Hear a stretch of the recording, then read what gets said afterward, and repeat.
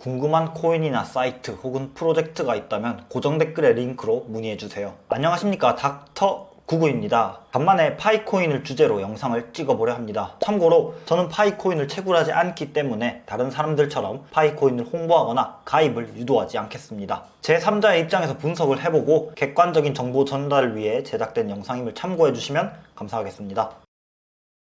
혹시 파이코인을 모르시는 분들이 있을까봐 정말 간단하게 설명하면 일종의 무료 채굴 코인입니다. 핸드폰으로 어플에 접속해서 하루에 한번 클릭만 해주면 채굴이 되는 그런 코인이죠. 파이코인을 부정적으로 보는 사람들은 무료로 채굴하는 코인이 어떻게 가치를 가지느냐, 말도 안 된다 라는 입장이고, 파이코인을 긍정적으로 보는 사람들은 무료 채굴 코인도 가치를 가질 수 있다, 비트코인도 처음엔 가치가 없었다 라는 입장입니다. 사실 대부분의 사람들은 어차피 돈도 시간도 안 드는데 잘 되면 대박이고 잘 안 돼도 손해볼 거 없다 정도의 가벼운 마인드로 파이코인을 채굴하니까 별 문제가 되지 않지만 항상 논란은 극단에서 일어납니다. 파이코인의 특성상 친구를 모아 같이 채굴을 하면 채굴량이 늘어나기 때문에 각종 인터넷 사이트와 커뮤니티의 댓글이 파이코인 홍보글로 도배되기 시작했죠. 이게 적당히 홍보하면 문제될 게 없는데 일부 파이코인 유저들이 채굴량을 늘리기 위해서 파이코인과 아무 상관없는 인터넷 공간에 시도 때도 없이 홍보를 하며 점점 선을 넘기 시작했고, 이에 불편함을 느낀 사람들이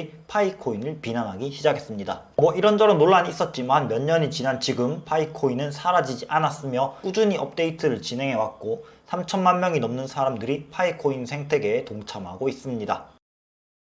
이번 영상이 제가 파이코인을 주제로 올리는 세 번째 영상인데요. 2020년 4월 첫 번째 영상에서는 파이코인은 말도 안 되고 가치도 전혀 없으니 괜히 채굴하면서 시간 낭비하지 말라는 말을 했었고, 2021년 4월 영상에서는 파이코인 자체에 대한 가치는 없을 것이다, 다만 1000만 명 이상의 유저를 모은 파이코인 커뮤니티로부터 가치가 창출될 수 있겠다는 말을 했었습니다. 이처럼 시간이 지남에 따라 파이코인에 대한 제 인식은 바뀌어 왔는데요. 두 번째 영상을 올리고 1년이 넘게 지난 지금 파이코인에 대한 제 생각은 또 어떻게 바뀌었을까요? 이번 영상에서는 지난 1년간 파이코인에 어떤 변화가 있었는지와 파이코인은 얼마 정도의 가치를 가질지를 계산해보고 파이코인에 대해 어떻게 투자 전략을 세워야 할지 이야기해보겠습니다.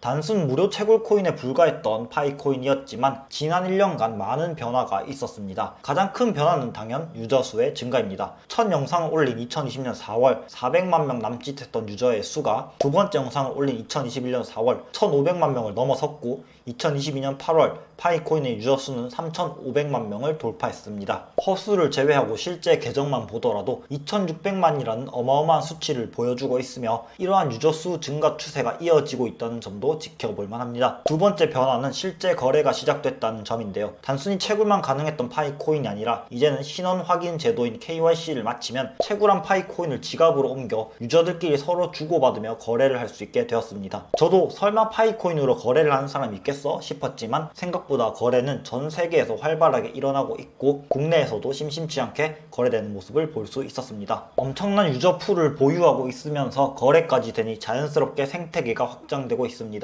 물론 이 생태계라는 것이 다른 코인들처럼 메인넷이 출시되고 그 메인넷 위에 D앱들이 만들어지고 있는 건 아닙니다만, 파이코인을 이용한 P2P 거래 사이트나 다양한 쇼핑몰, 어플들이 생기고 있습니다. 뿐만 아니라 파이코인과 관련된 각종 유튜브 채널, 카페, 블로그가 생기고 있어 관련 컨텐츠가 지속적으로 창출되고 있다는 점도 무시할 수 없습니다. 이외에도 파이 블록 탐색기가 나와 실시간 트랜잭션을 확인할 수 있고 직접 노드 운영도 할 수 있는 것으로 보입니다. 사실 파이코인의 개발 진행 상황이나 로드맵 이런 것들은 그다지 중요하지 않다고 생각합니다. 많은 사람들이 제 의견에 공감하실 텐데요. 결국 중요한 건 파이코인이라는 것이 가치를 가질 수 있느냐죠. 다시 말해, 누군가 저 파이코인 팔게요 했을 때 사줄 사람이 있느냐, 이게 정말 중요합니다. 저도 믿기 힘들었고 여러분들도 믿기 힘드시겠지만 신기하게도 정말 세계 곳곳에서 파이코인을 이용한 거래가 진행되고 있습니다. 해외에서 1파이코인이 1000만원, 1억원에 거래되었다고 하는데 이건 당연히 사진 한 장 가지고 증명할 방법도 없으며 말도 안 된다라는 걸 다들 아실 거고, 실제 한국에서 파이코인이 어떻게 그리고 얼마에 거래가 되고 있는지 알아보겠습니다. 특이하게도 파이코인 자체가 현금과 거래되는 것이 아니라 물물교환 형태로 네이버 카페 위주로 진행되고 있습니다. 평균적으로 1파이코인당 가치는 1,500원에서 2,000원 사이로 책정되어 거래가 되고 있습니다. 규정상 현금 거래는 되지 않았지만 현금화가 쉽고 유동성이 높은 최신형 핸드폰이나 상품권 종류도 거래가 되고 있을 뿐만 아니라 쿠팡 대리 구매 등 거의 현금에 가깝게 거래가 되고 있었습니다. 저는 채굴됐던 파이코인이 거래되기 시작하면 그 가격이 빠르게 떨어질 것으로 예상했었는데요. 실상은 그렇지 않았습니다. 7월 초부터 본격적으로 거래되기 시작한 파이코인은 2달 정도 지난 지금까지도 1파이코인의 가치는 1,500원에서 2,000원 사이로 생각보다 잘 유지되고 있습니다. 여기서 끝이 아니라 전국 각지의 오프라인 매장에서도 파이코인을 결제 수단으로 받고 있는데요. 이렇게 파이코인을 채택하는 자영업자 분들의 매장을 모아 지도로 만들어 공유하고 있습니다.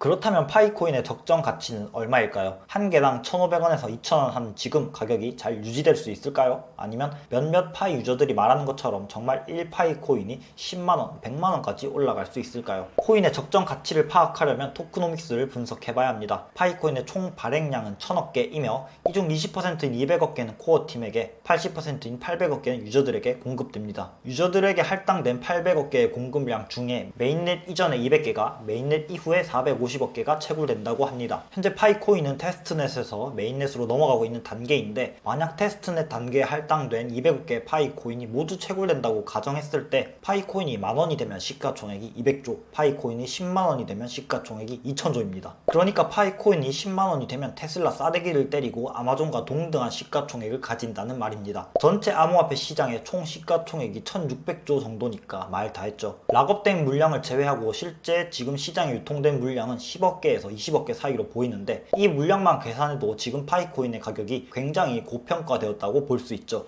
당장 유통량과 시가총액만 본다면 정말 잘 쳐져도 파이코인의 실제 가치는 500원을 넘기기가 매우 힘들어 보입니다. 장기적으로 시장에 유통될 물량을 포함하면 실제 가치는 더욱 낮아지겠죠. 다만 이러한 가치 평가는 파이코인이 전 세계 시장에서 교환될 때 유의미합니다. 이게 무슨 말이냐면, 지금의 파이코인은 글로벌 거래소에 상장되어 있지 않기 때문에 전 세계가 하나의 시장을 공유하지 않습니다. 아까 보신 것처럼 한국에서 채굴된 파이코인은 보통 한국 시장 내에서만 물물 교환의 매개체로 쓰이는데요. 그래서 실제 국내 파이코인의 시가총액은 훨씬 낮을 수 있다는 말이죠. 현재의 상황만 놓고 평가를 해보자면, 국내 시장에서 거래되고 있고 실제로 많이 거래된 1파이당 1,500원에서 2,000원이라는 시장 가격이 말 그대로 지금의 적정 가격이라고 생각합니다. 그리고 이런 이유들 때문에 파이코인의 상장이 꽤 오랫동안 미뤄질 수 있지 않을까 생각합니다. 상장에서 글로벌 시장을 공유하는 것보다 채굴하고 물물 교환 가능한 지역에서 각자의 가치를 부여하여 지금의 로컬 화폐로 사용될 때 파이코인이 더 높은 평가를 받을 수 있거든요.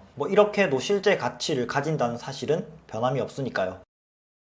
파이코인의 장점이기도 하면서 문제점은 무료 채굴 코인으로 시작했다는 점입니다. 접근성이 너무 쉬웠고 친구 모집을 통해 채굴량을 늘릴 수 있었기 때문에 코인에 대한 이해가 적으신 분들이 대거 유입되었죠. 그래서 백서에 나와 있는 토크노믹스도 볼 줄 모르면서 파이코인을 제2의 비트코인이라고 홍보했고, 파이코인이 만원 갈 거다, 10만원 갈 거다 라고 하는 거죠. 물론 이런 주장도 개인의 자유이긴 한데, 말도 안 되는 소리를 하는 사람이 많아지면 그 커뮤니티에 대한 신뢰도가 떨어지거든요. 파이코인은 커뮤니티로 가치를 인정받은 코인인데, 그 커뮤니티가 신뢰를 잃는다는 건 꽤나 큰 문제입니다. 그리고 파이코인이 지금 실제 교환 가능한 가치를 가지고 있긴 하지만, 이러한 가치가 코인의 기술력이나 실제 생태계에서 발생하는 수익에 기반하여 평가받은 게 아니라 오로지 커뮤니티와 입소문으로 가치를 끌어올렸다는 것이죠. 기술력을 가진 코인이라기보단 밈코인에 가깝습니다. 파이코인 채굴이 수익이 될 거라는 믿음으로 커뮤니티가 형성되었기 때문에 파이코인이 가치를 가지지 못해 채굴이 수익이 되지 않으면 반대로 커뮤니티가 빠르게 흩어질 수 있는 리스크도 있습니다.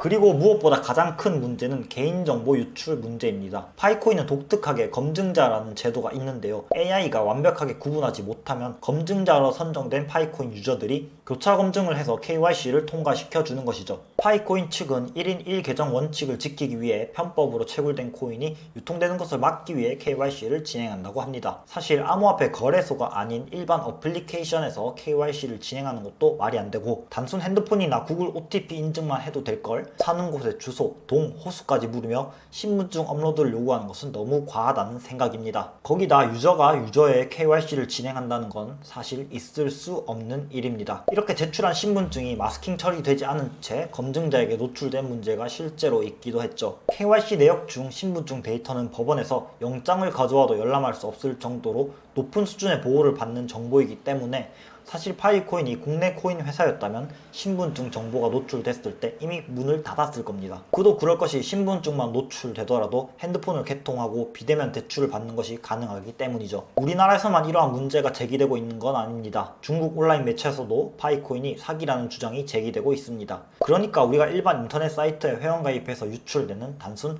핸드폰 번호와 생년월일 같은 정보와는 수준이 다른 정보들이 노출 위기에 방치되는 것이기 때문에 절대 쉽게 생각하면 안 될 문제입니다.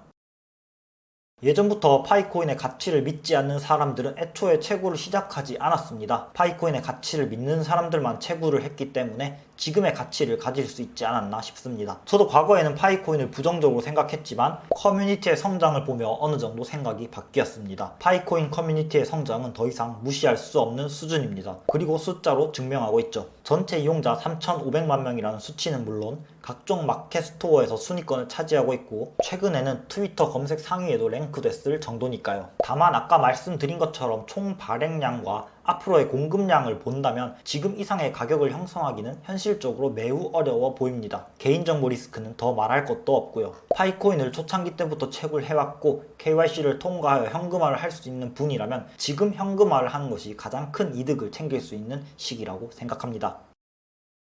지금은 과거부터 파이코인의 가치를 믿고 시간을 투자하신 분들이 익절을 할 시기지 신규 유저가 채굴을 시작해서 수익을 볼 가능성은 적다고 생각합니다. 아울러 파이코인 KYC를 통과하신 분들은 개인정보가 유출됐는지 항상 주의 깊게 관찰하시고 유출이 의심된다면 KYC를 위해 제출했던 신분증이나 면허증 또는 여권을 반드시 재발급 받으시기 바랍니다. 저 또한 파이코인의 가치가 올라간다고 해서 과거에 채굴하지 않았던 것을 후회하지 않고 당연히 앞으로도 파이코인을 채굴할 생각은 없습니다. 하지만 파이코인으로 돈을 벌 수 있는 방법은 분명히 있습니다. 파이코인을 채굴해서 수익을 얻기보다는 파이코인을 주제로 인터넷상에서 커뮤니티를 운영해보세요. 블로그, 텔레그램, 유튜브, 네이버 카페 뭐든 좋습니다. 3,500만 명이나 되는 유저를 기반으로 여러분들만의 커뮤니티를 만들고 그 커뮤니티를 기반으로 수익을 창출해보세요. 이미 이렇게 매월 수십, 수백만 원을 벌고 있는 분들이 있습니다. 과거 19세기 골드러시 때에도 실제 금광을 찾아다니는 사람들보다 채굴 장비를 대여해주고 관련 산업에 종사한 사람들이 더 큰 돈을 벌었으니까요. 궁금한 코인이나 사이트, 프로젝트가 있다면 고정 댓글에 링크로 문의해주시면 되고 다양한 이벤트에 참여하며 소통을 원하시는 분들은 네이버 카페로 와주세요. 오늘 영상은 여기서 마치겠습니다. 저는 닥터 구구입니다.